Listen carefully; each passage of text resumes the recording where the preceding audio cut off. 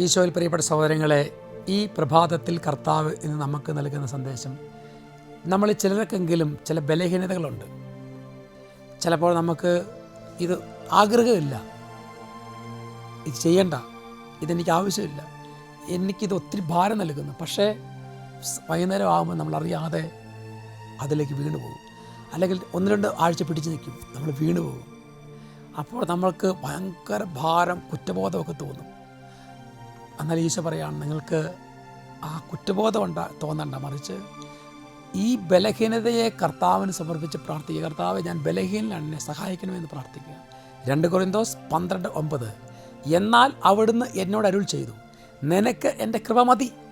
എന്നാൽ ബലഹീനതയിലാണ് എൻ്റെ ശക്തി പൂർണ്ണമായി പ്രകടമാകുന്നത്. ക്രിസ്തുവിൻ്റെ ശക്തി എൻ്റെ മേൽ ആവസിക്കേണ്ടതിന് ഞാൻ പൂർവാധികം സന്തോഷത്തോടെ എൻ്റെ ബലഹീനതയെക്കുറിച്ച് പ്രശംസിക്കും. അപ്പോൾ നമ്മുടെ ബലഹീനതകൾ, കുറവുകൾ എല്ലാം കർത്താവിനറിയാം. ഈശോ നിങ്ങളെ സഹായിക്കും, ഇപ്പോഴും എപ്പോഴും എന്നേക്കും. ആമേൻ.